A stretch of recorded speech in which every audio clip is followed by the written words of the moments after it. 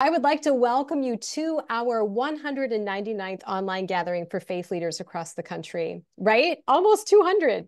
This weekly event is called Courageous Leadership, and it's sponsored by ELCA's coaching ministry. I'm Jill Beverlin. I use the pronouns she, her, and I am blessed to be the director of coaching ministries for the ELCA and one of your facilitators today. Our ministry has an intentional connection with the truth and healing movement of the ELCA. So with this, we will begin our time together by offering a land acknowledgement. I am speaking with you from my home on the Fox River in Appleton, Wisconsin, which is the ancestral homelands of 5 nations of Native Indigenous peoples: the Menominee tribe, the Ho-Chunk Winnebago tribe, the Potawatomi tribe, the Oneida tribe, and the Stockbridge-Munsee Band of Mohicans and the Brothertown community. I honor and respect the diverse Indigenous peoples connected to this land on which I live. Because we understand that all land is Indigenous land, I now invite each of you to name in the chat the Indigenous peoples or tribal nations who were the first to love and care for the lands and places where you are located now. Along with this, it is important that we acknowledge all of our Indigenous siblings who continue to care for this land and call it their home. If you are Indigenous, we invite you to name your people or tribal nation in the chat feature now so that we may see you more fully in this virtual space. Through these gatherings, we are committed to creating a safer and braver space where we are able to bring the truth of who we are and how we are doing. And with all of this said, we proclaim that these conversations are meant to be an intentional step to live more fully into God's dream for us as the body of Christ. So again, welcome, friends. Last week, we talked about being and building beloved community. Today, we will be hearing about navigating relationships in beloved communities, specifically with our congregational councils. Now, seriously, some of you probably have changed your breathing pattern just hearing the words congregational council. Am I right? When I coach leaders in retirement or those heading toward retirement, they often name one of the things they are most looking forward to never having to do again is attending council meetings. Some of this sentiment is born out of congregational councils historically rehashing the same old stuff again and again. Does this sound familiar? And an even greater and unsettling dynamic that's afoot in these meetings is the friction created by differing expectations. Often leaders serving in these roles have not been trained well in how to function on a congregational council. And on the flip side, sometimes pastors and other staff have not been empowered to engage in their roles from a healthy point of leadership expectations. So when you put all of this into the same crucible and shake it around, chaos, stalemates, misunderstandings, as well as deep hurt and frustration can surface. So it's with all of this as a backdrop that I am very pleased to welcome Bishop Erik Gronberg into the speaking space. Erik has served in the North Texas-Northern Louisiana Synod since 2016. Erik, almost a decade, right? It's crazy. So I hope that you read the invitation to our event today, because in it you will see the gigantic bucket of experience that Erik brings to the table as he talks with us about bringing adaptive learning to the council table in our congregations. Erik, thank you for being with us. Thank you for always being a champion for coaching, and we can't wait to learn with and from you. Thanks, Jill. It's great to be with y'all. Can you hear me all right?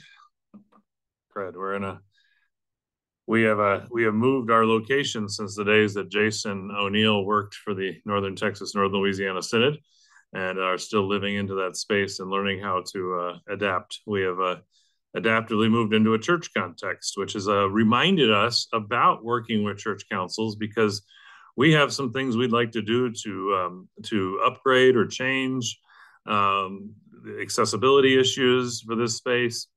And we are running into the reality that church councils have a say in how the property is managed. And we have to remind ourselves as Synod staff that we are not immune to that either. So, but great to be with you. It's really interesting to see all of the land acknowledgements. We here in Northern Texas-Northern Louisiana Synod have a wide swath of territory. And so the numbers of First Nations people who have traversed this area is more than we can really write down. One of the reasons up here there are so many is because there was no natural water supply. And this part of North Texas, there are some rivers, there are no lakes, there are no, so people don't stay until they decided to start building aquifers and other things, and now we stayed.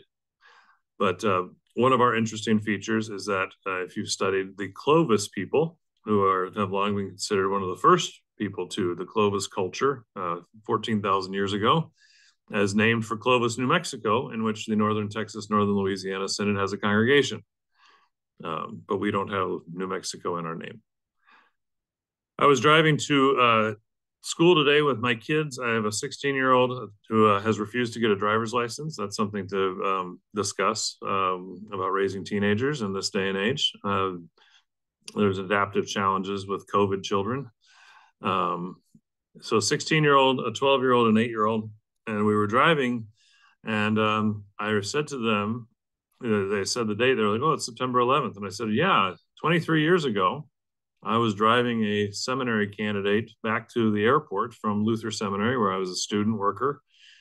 And word came over the radio that a plane had flown into the tower in New York. And my vision for that was some turboprop, small airplane, somebody, I didn't think anything really of it. Dropped the guy off at the airport, headed back to the campus. And by the time I got back to campus, a TV had been wheeled out into the common space, and we were all just watching. And it's been 23 years. So that's a lot. And there are a whole bunch of, I meant to look up, and I was thinking about it, what percentage of the people in this world today they live without any knowledge that didn't, like they've lived in that reality their entire lives. It's kind of like folks who, my dad would talk about the Kennedy assassination. Where were you when you got the news? And I think it's still significant for us. So I think we want to take a moment, and then we'll get into conversation. And take a moment for thinking about that day. And if we think about that day, we have to think about all that day has wrought across our world. In many places where a lot of folks who had absolutely nothing to do with any of it have suffered deeply because of what happened that day and our response to it and all of that. So I'm going to read just a bit of Psalm 130. We'll have some silence, and then we'll do some work. Out of the depths I cry to you, O Lord. Lord, hear my voice. Let your ears be attentive to the voice of my supplications. If you, O Lord, should mark iniquities, Lord, who could stand? But there is forgiveness with you, so that you may be revered. I wait for the Lord. My soul waits, and in his word I hope. My soul waits for the Lord, more than those who watch for the morning.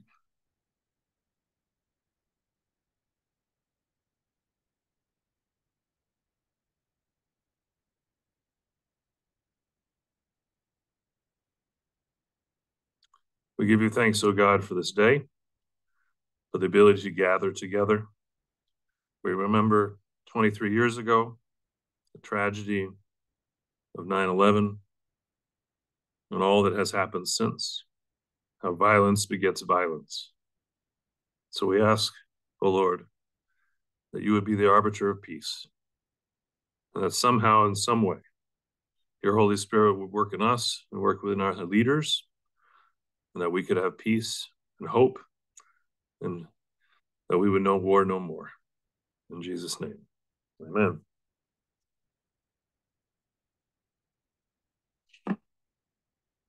Well, I don't want this to be a long kind of lecture sort of thing, but I want to present a couple things, and then we can have some conversation, because I imagine everyone around this space has got experiences with councils and with leadership. As a bishop, yes, now for 8.5 years almost. That's shocking. I was a young man when I was elected. I had like blonde hair and everything. The children do that too. We've all had the issues of trying to move communities, trying to figure out how to work with people. We've all walked into contexts where there's conflict or there's anxieties.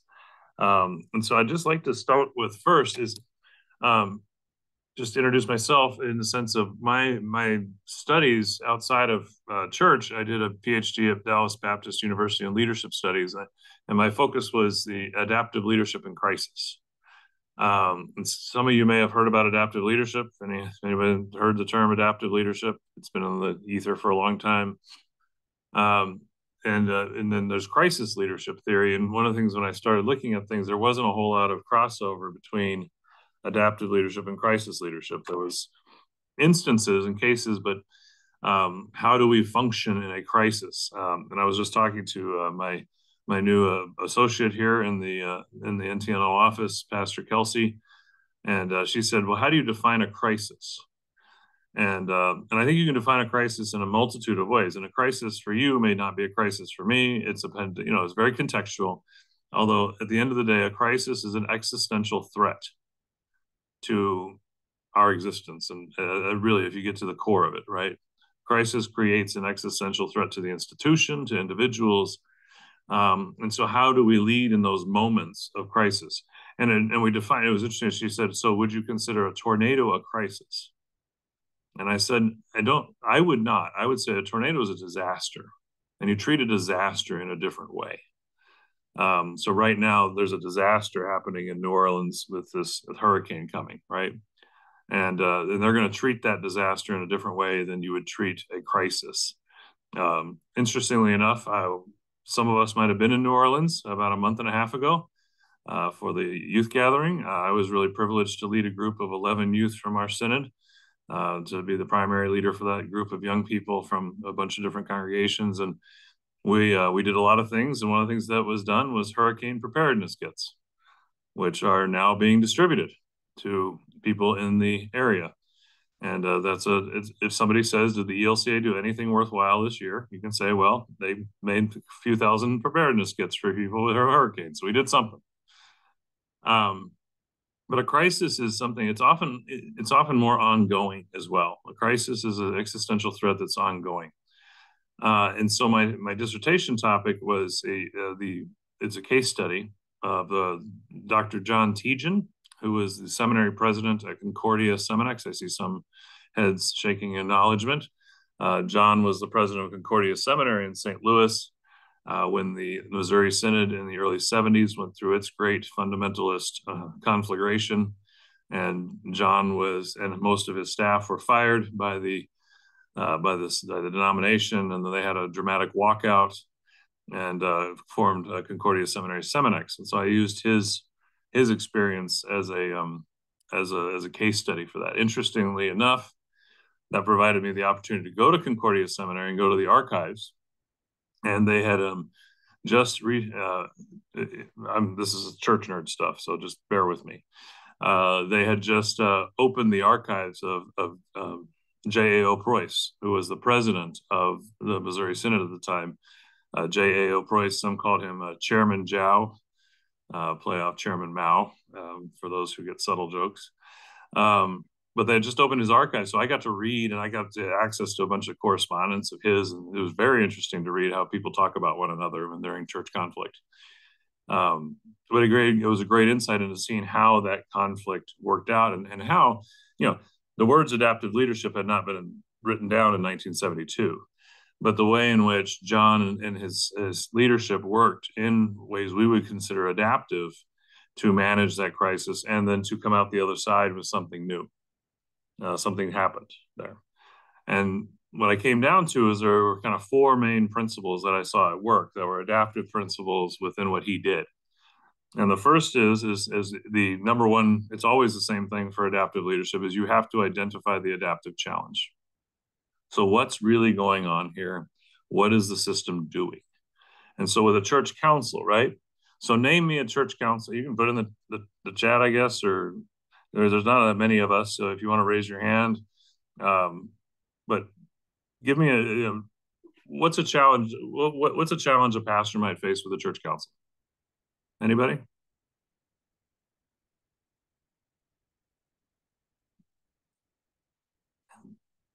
We don't need to be shy. There's no wrong answers. As the interim, the challenge I have is there were differing views as to why and how the prior clergy left. Oh, that's a good one. So there is, yeah. That's a really good one. Boy, that goes right to the dagger, right? I was thinking about, a lot of anxieties about money or other things, but why, how a pastorate ended and why. So that's a really good one for an interim pastor. Thank you for naming that, to start to dig into with the community, right? So, because what that feeds to then is going to be a bunch of other things that are going on, like grief, anger, anxiety. Will we ever get another pastor? Because if it wasn't a good leaving, maybe the Synod's mad at us now. And they're not going to give us any pastors. Historic ambivalences about each other. So there's all kinds of stuff that could be going on. And so the presenting issue is the pastor left. The underlying adaptive issue is how do we learn what the narrative is of why the pastor left and what narrative can we create that's going to start building health and wellness in the community. So that's a great one. Any other ones? I see Nancy, you're unmuted. Well, I was going to say every month it's the offerings versus our expenses. And it's some people have a view, I have a view, we're okay, let's look at year-to-date information, let's look at other information. Our treasurer, it's always gloom and doom where the wolves are at the door. Right. All right. That's another one. Very common. Very common. Stephanie, you raised your hand. Yep. Second guessing decisions they've made when congregation members push back. I think Pastor Russ. Yeah. Going back to Nancy, along that same line, how to get more of the council time to be about getting the gospel out into the community and the world rather than taking care of bricks, butts, and bucks.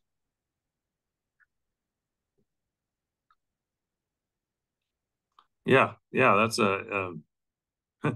we had our Synod Council meeting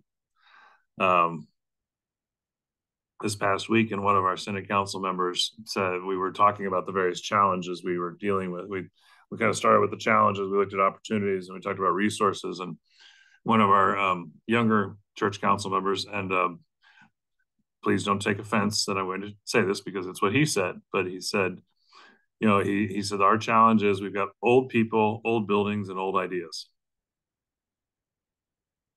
And that stung a little bit for us, a little bit for a minute there. I pushed back on him on the old ideas because I liked the old idea, which is the gospel of Jesus Christ. But I don't think those are the old ideas he was talking about. So yeah, we've always done it this way. I think I saw in the chat, we've always done it this way. So within all of those things, right, there is something going on. And so if you're going to think about it from a technical solution, so adaptive leadership talks about adaptive learning solutions, and then you talk about technical solutions. And I always talk about it in the context of a plumber. So you call a plumber to your house to fix the leak in the pipe, right? The pipe broke, you fix the leak, the plumber has expertise, you pay them, they fix it, right? That's a technical solution. Now, if the pipe keeps breaking over and over again, and you just keep calling the plumber and applying a technical solution, you are not dealing with the reality, which is something in the plumbing system is broken. There's too much pressure, there's too little pressure, whatever there is. And so we're going to have to learn something about the system to stop having to just pay the plumber, because I don't know about you, but I don't like to continually pay for the same job to be done. Right? That's not getting us anywhere. But that's what I just heard about the treasurer, right? There's never enough money. Every month we're afraid. And so you got to identify what's the challenge behind that. And so is there a history behind that? Is there, what can we learn? What do we need to do to learn about how to deal with that issue, whatever that presenting issue is? We're going to have to learn something. So in the context of John Tejan, he had been raised in the seminary system of the LCMS. He knew how church was supposed to be done in the LCMS. He did it all right. He was the president of the seminary. Everything had been done the way it was supposed to be, and the whole bottom dropped out on him. And so what do you do now? Well, then he had to learn how to work with faculty and staff and say, what are we going to do? We're not going to be able to fix. We tried to work through the system. We got kicked out. That's over. And so what they did is they worked together. So they identified the challenge, which is we can't be here anymore. We're going to have to learn how to create something new if we want to do that, but we don't know how to do that because nobody's ever really done it before. Walked out of a big seminary and created a new one. No, this isn't something that happens on a regular. So they had to learn something. So the second thing you got to do, and we'll come back around to some of these conversations, but the second thing you got to do is once you figure out what's the issue at hand, what's the problem, what's the anxiety. In my second call, the anxiety was about the elevator money. Now, the elevator money that was given 25 years ago, and then the elevator never got built. And so we can't talk about the elevator money because that'll make people mad. Well, okay, or we could learn how to build an elevator. Now, I will tell you that at the end of the month, so my wife and I served that call together from 2010 to 2016, and now she serves there. They are dedicating an expansion renovation to their church building that includes an elevator. It took 14 years. That's reality, right? But it's a great congregation. They're doing really good stuff. The point is, so once you figured out what you're going to have to do, we're going to have to learn how to make a seminary. We're going to have to learn how to work together differently, think about money differently, think about how we spend our council time differently. You got to assess your support. Because the number one thing in leadership unless you don't want to serve anymore, is how do you not get assassinated? That's a really rough way to say it, but it's true. And I've seen it in my own behavior, where I've walked into things really dumbly and it's cost me grief. I've seen it in our colleagues. I've seen it in lay leadership, where you don't assess the support adequately. You go for something, and the ramification is you don't get to lead anymore. And that happens. So you got to be honest about assessing your support. And that was an interesting thing in the case study of Tejan is he assessed his support really well at the seminary. The students and the faculty were pissed off and were ready to go with him. He thought he would have more congregations in the Missouri Synod come with him. And they didn't. The numbers never added up to what they thought it would be. So you got to be really sober about your assessment of what your support is to make that change, to do these things. So you figure out what it is you need to do, what needs to happen, and then you got to be really sober. Say, do I have the votes, as it were, to get there, so I don't get done in. Then once you figure that out, then the third thing is you got to give the work to the people. If you are a solo leader on the top of the hill doing all the work on something, and nobody else is invested, that's not going to go well, right? You need to give the work back to the people so they have buy-in, they have invented, they have to be part of the solution. And that's a tough one because people, I don't know about y'all, but people are work resistant. At least my experience of them. And people are pain resistant, right? We don't like change unless it's so painful that we have to make the change. And so, what does that look like in a congregational council where you're trying to say, how do we move from spending so much time hand-wringing over the budget or over past things or over how the pastor left? How do we move to say, what do we want to be about as a council? What am I willing to do? What are the people willing to do? So, and are they willing to lead Bible studies? Are they willing to look at finances in a different manner? Are they willing to think about, okay, that's what we did 20 years ago, but now we have these things in our hands that are a lot faster than they were 20 years ago, and they can do a lot more. So maybe we don't need to do it the same way anymore. And you got to give that work back to the people so that they're doing it, so they're invested in it.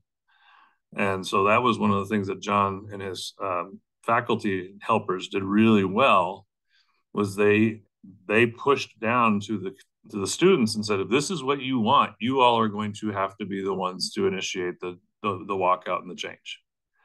Because they knew if it was just a bunch of the professors walking around, they could be easily dismissed. But if 90% of the student body of a seminary walks out of the building, then you're going to get some attention. People are going to notice. So you got to get them to do that work. And then the fourth thing is when they're ready to go, you need to be ready to go with them and support them, encourage them, and you can't be then hand-wringing or hemming and hawing. You got to be ready to move. So that was the four things that came out of my study.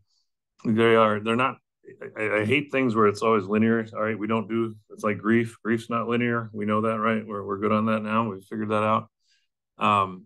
But there are principles to say, what is really going on here? So, yeah. So when you're talking about, you're an interim pastor, Janelle, you're an interim pastor trying to figure out the narrative of this community of why did the pastor leave? So there are ways that you can facilitate that, right? And work with them on that. Conversations, whiteboarding, just also, but getting things out getting things out more transparent if you can. Unfortunately, sometimes pastors leave and we can't talk a lot about it because that happens. But that's where my research went. That's what I'm really interested in, and I'm really interested in learning leadership. And I think with working with councils, I think the key, where I see pastors getting in trouble, rostered leaders, I should say, too, deacons, and where I see rostered leaders getting in trouble is when they don't identify the problem properly, or they get too far out over their skis, and they're the ones doing everything, and then it comes back to bite them. And so how do you bring people along at a pace they can take? So I'd be happy to hear from y'all if you have thoughts on that, if this is interesting, if you want more information, if you've got an example. I think we learn best from one another. Yes, Mukesh?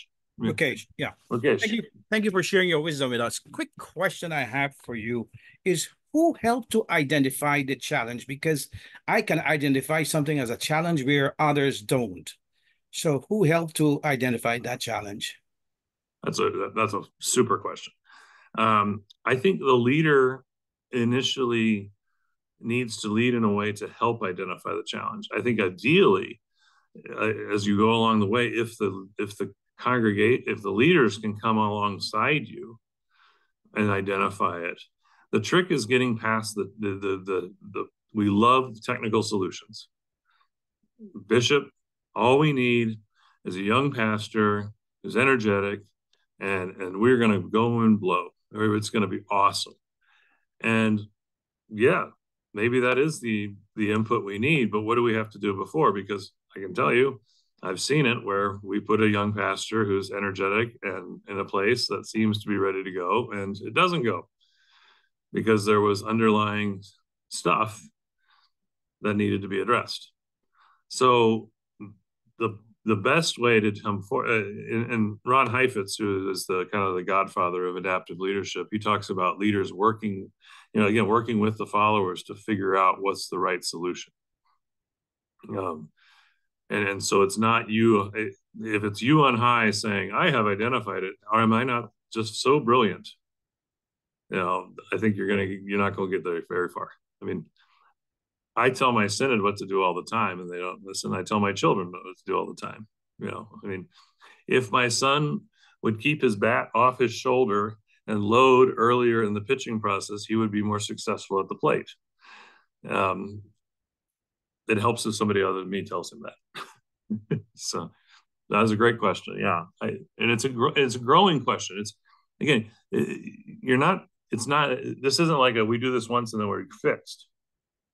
You got to do it time and again, right? You got to come at what's happening, what's going on in our context, right? So the adaptive solution to a situation in New York City might be very different than in West Texas. Could I just jump in here for a second? This is Carol. Yes, nice to see you again, Bishop. It is nice to see you. Thanks. I have some background in planning going back to my graduate school years 100 years ago.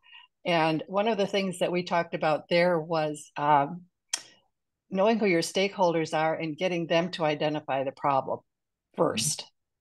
So that you have a common language going forward. So it seems to me your first and your third principles really go hand in hand. You have to get people invested at the problem stage too, not just at the work stage. Am I hearing that? Yeah. I didn't clearly say at the beginning that it is a communal thing, but yeah, again, like what Mukesh was saying, you yourself don't need to be the one to identify it. You work it together. The key is when you get to the point of finding a solution or you got to have them invested in it, and that's critical. So identifying the adaptive solution is not a there's no AI for it yet. You're going to actually have to think about it yourself. I'm sure AI will come along and fix it all for us. Yes, John, good to see you. Yes, I have a question. It's a long-standing problem I've had, and I suspect I'm not alone. I realized eventually that the religion in my parish and the religion in many parishes was synchronistic, I call it. In other words, it was the gospel was melded in with the national religion, in our case, the religion of Americanism.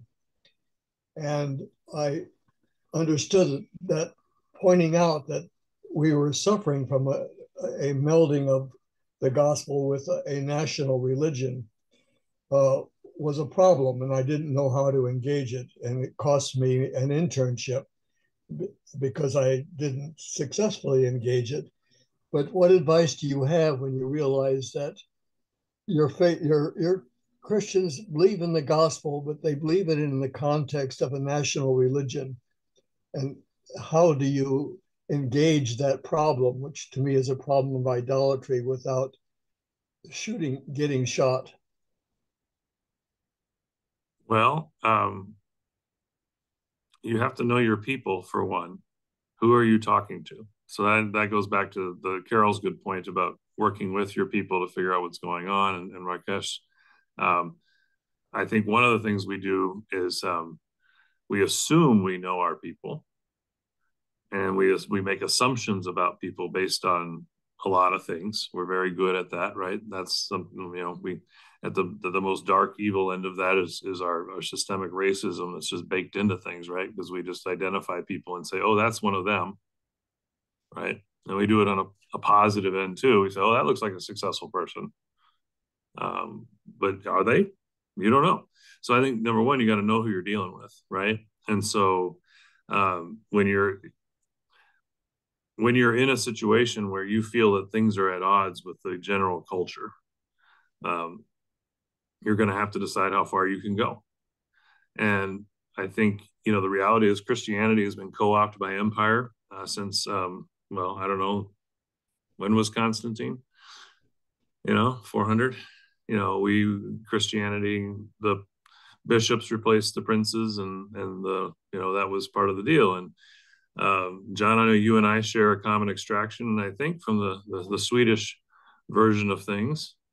And the Swedish National Church was the Swedish National Church, and the Norwegians and theirs. And so there's always been this interplay between the church and its relationship to the state. And I think the unique challenge we face in the United States on that, and I think this is an adaptive learning challenge, is how all of it got baked into white nationalism. And that bakes into then, if I'm going to be a pastor and I'm dealing with a church council, which I know has these sentiments about, well, who is and who isn't an American, who should and shouldn't be an American, and that Jesus is blessing some and not others. How do I begin to work with them? Or can I? I mean, you may say I can't, but just say, what is the gospel here? And how are we playing out the gospel? Jill, you raised your hand, so I'll let you hop in. Yeah, no, this is, you're naming and talking about, Erik, some very complex dynamics that interplay in what we're talking about. I really want to applaud you naming as that first step, identifying what's really going on. And you had to expect this question from me. How does a coaching posture help a leader get to that point? Please share that answer. Well, I'm a little out of practice in the coaching, these days. So I don't know. I think my answer, we'll see if I get it right. She can give me a score. The posture of curiosity and the posture of listening, and not coming in assuming you have the answer for the person, because the person has the answer for themselves. And I think that helps you get to the adaptive question. Yeah. And really, this relates back to what I think I heard Mukesh lifting up, is that what feels like a reality for one person can and often is distinctly different than the person that you're sitting next to. And so for me, I think that it's important, an equally important part of your story is that it took 14 years to get there. Right? Because this is not a rapid thing. Sometimes you have to, just like in a coaching relationship, let it go so far and keep asking the question, what are you learning? What are you learning? Because maybe we outside could see what we think is real, but it means so much more to the transformation of the individuals involved in the community if they can get to that themselves. And the harsh truth is that that is not a rapid process. No. Yeah. And to be fair, I did 6 of those 14. My wife did the heavy lifting of the 8. So, but they got an elevator. Yes, Pastor. I just want to echo what Jill had mentioned, because being a coach, that helps me, a coach and a pastor, it helps me as I am sitting around counsel to have a listening ear than to just throw things out. So that I just want to echo how much coaching had helped me to have a better council meeting, if you will. Mm-hmm. I think a lot, I was talking to one of my colleagues, one of our pastors here recently, who was having some conflict with their council. The other challenge we run into is when it becomes, when we get to the place that it's us and them. And your lay leadership, and this is something that I as a bishop, I'm always constantly saying, I want to talk, we need to talk to your lay, who's elected here. If somebody from a congregation calls me and says, I don't like what's going on in the congregation, I'm like, who are you? Are you elected? Did you stand? Are you, because the people who stand for election, those are the people that you want to talk to. And then those are the people you want to work with, because those are the folks because in every congregation, there's the people who think they're in charge. And maybe they are. Maybe they're writing the big checks, right? And that's reality. And we just need to, again, identify your situation, know your people, know your support. But you really, I think it's important to try to focus on the folks who are willing to stand up and be accountable and willing to be on leadership, and honor them for that work. One of the things I try to do when I visit with congregational councils or call committees is to thank them for their work, because they don't have to be there. Most those people, there's no paycheck involved. They do it because they love their church. Sometimes they do it because they have an axe to grind. But in the 8th commandment, I'll say, good for them. I'm just, truth.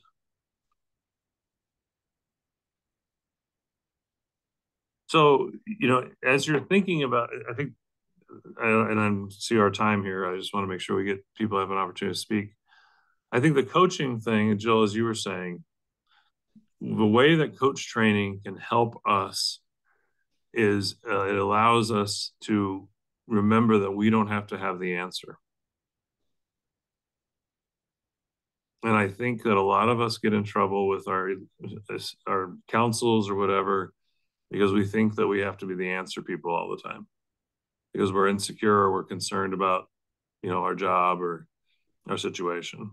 And so I think I'll just suggest that that's a way that's important for us, is to say,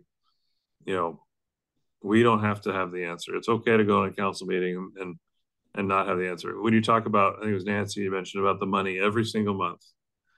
The people are anxious about the money. How do we ask questions and say, how many years has this congregation been here? How many years have we done ministry? Have we been foreclosed on yet?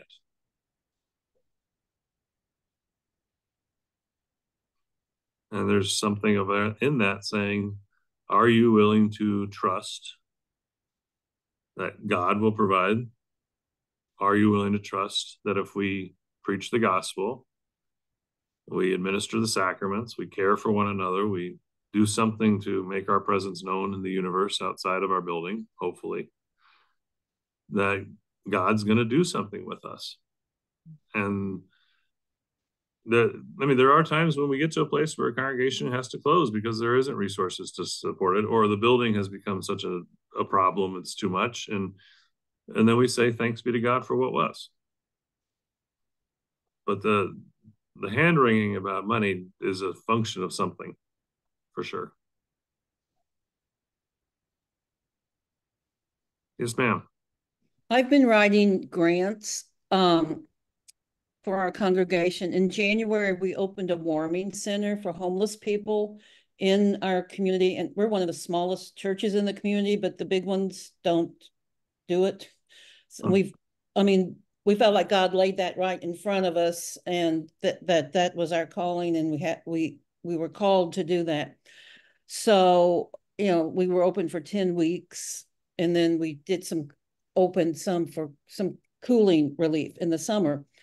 So I wrote a grant to replace the floor covering in the area that we use, and from our Synod, from a mission endowment fund, we were awarded some money.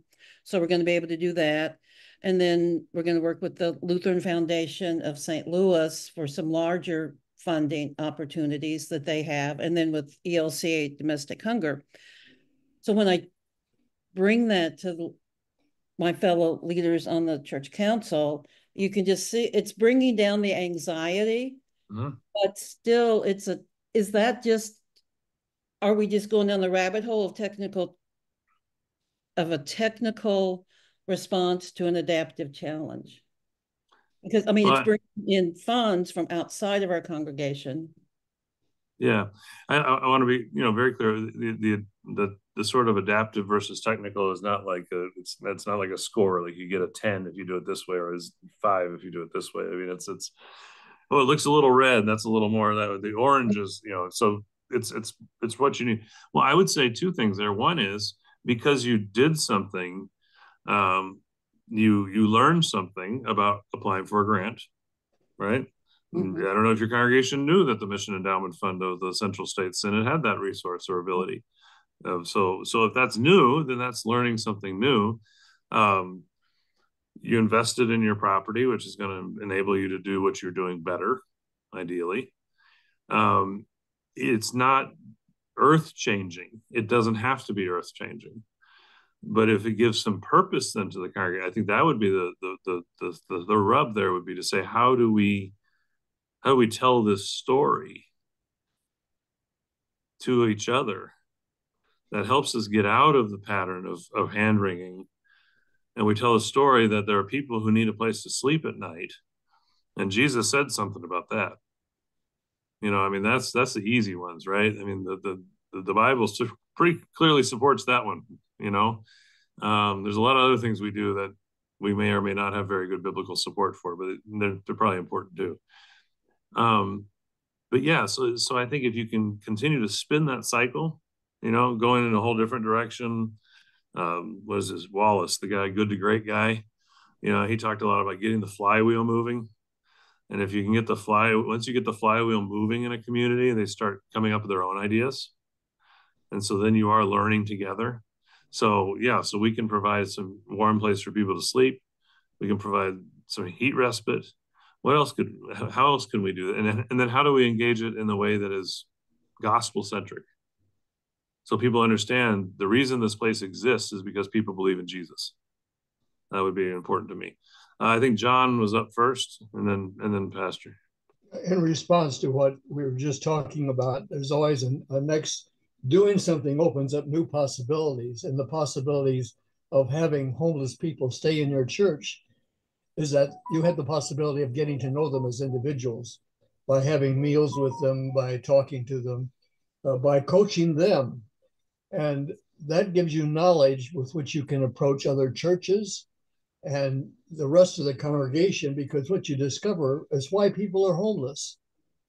And that's very valuable information, both for the community you're in and for other churches, because what's preventing us from caring for homeless people is that we don't know them, and we don't know why they're homeless, and we don't understand how we're involved in decisions that have made them homeless. So let's always look for that. Having done something creative like that, there's always a second step to go deeper and further, because you've done what you've done. Yeah. And you learn about your neighbors, and you learn about systems. Mukesh?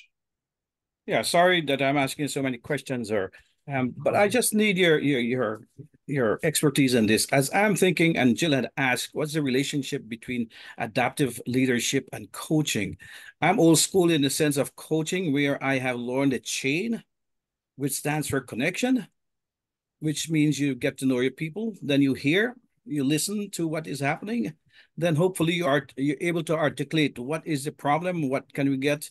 Hopefully you come up, or the group come up with the idea of implementing, and then you notice where we celebrate. So I'm thinking the relationship of using the chain model as an adaptive leadership role in that.